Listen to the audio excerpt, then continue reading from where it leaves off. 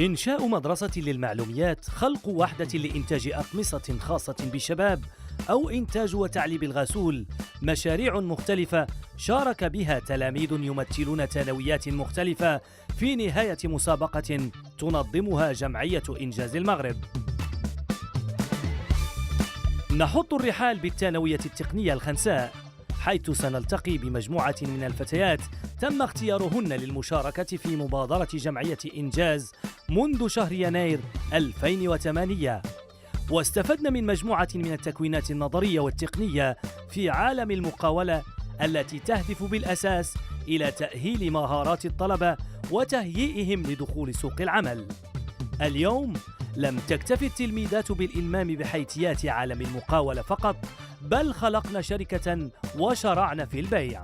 Le produit, on l'a choisi par contrainte de budget, vu que c'était un autofinancement. Il n'y avait pas de financement externe. Le choix s'est porté sur le Rassoul car c'est un produit 100% naturel. Et les produits naturels reviennent à la tendance, qui sont utilisés en balnéothérapie, en thalassothérapie.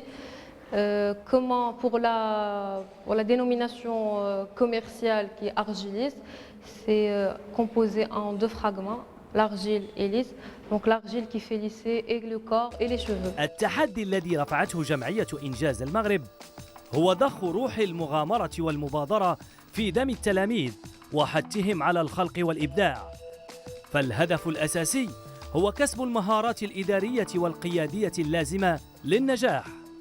Le packaging, c'est ce qui coûte le plus cher dans le produit.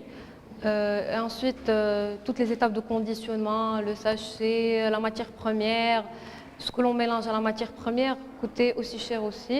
Mais le coût de revient était de 9 dirhams, 60 dirhams, soit une marge de 7,80. Ce qui est une marge assez, je vais dire, rentable. Donc on était très rentable. Et afin d'assurer aux investisseurs un bon dividende. En ce qui concerne la commercialisation du produit, notre objectif de vente est fixé à 200 sachets. Nous sommes fiers de l'avoir dépassé pour 220 sachets, que nous avons vendus à 15 dirhams l'unité, soit 3300 dirhams de chiffre d'affaires. Pour ce qui concerne les résultats et les charges que nous avons dû supporter, ce qui a coûté le plus cher, c'est le packaging, vu qu'il est assez design mais traditionnel. L'étiquette, afin d'avoir un bon produit qui sera bien sûr à la portée de toutes les bourses, mais très esthétique. مثال آخر وثانوية أخرى، هذه المرة مع ثانوية ابن ياسين بالمحمدية، التي اختارت أن تستثمر في مجال التقنية العالية وبالضبط في مجال المعلوميات. هدف مبادرة إنجاز كذلك هو إقناع التلاميذ على إمكانية الاستثمار في جميع المجالات ووضعهم في مواقف مشابهة للواقع من أجل مجابهة تحديات المستقبل. On est entreprise de ZIF, informatique, internet facile.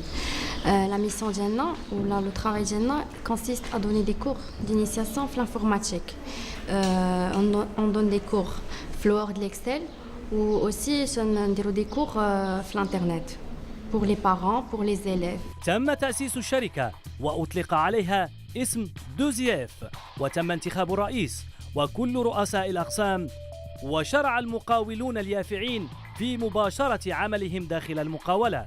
اقتسموا الأدوار فيما بينهم، فهناك من يتكلف بالتواصل وآخرون انكبوا على التنظيم الداخلي، بينما قامت مجموعة من التلاميذ بدراسة للسوق لتحديد الأثمنة. الصعوبة الوحيدة اللي لقيناها هو المونك دو كليون في الأول، لأن لي كليون بوتونسيال اللي كانوا غيجيونا ما كانوش دايرين، ماشي ما نقولوش ما دايرينش فينا ثقة، ما كانوش سايقين مزيان، لأننا كنا بوتيتر اون جون انتربريز اللي حنا صغار، ما يمكنش غيديروا الثقة في وحدين صغار منهم، ديما كيقلبوا على اللي كبار منهم.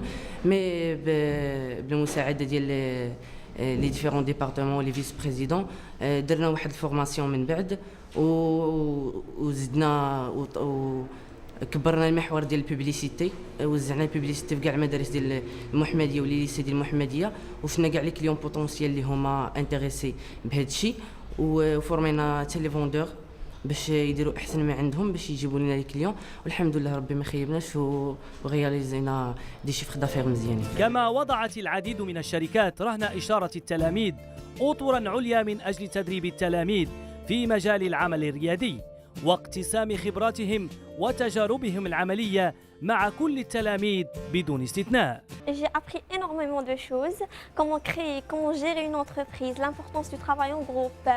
J'ai acquis beaucoup d'expérience. تقول بعض المرات de créer une entreprise حاجه اللي صعيبه وبعيده، مي يعني غراس هذا لو بروغرام اللي تتبان لينا شي حاجه اللي بوسيبل. بفضل هذه الفورماسيون اللي خولتها لنا انجاز المغرب ومساعده ديال الليسي ديالنا قدرنا نشوازيو لو ميتي دو لافونيغ من دابا باش نكونوا دي فري انتربرونور. Nous sommes peut-être, Inch'Allah, de futurs entrepreneurs.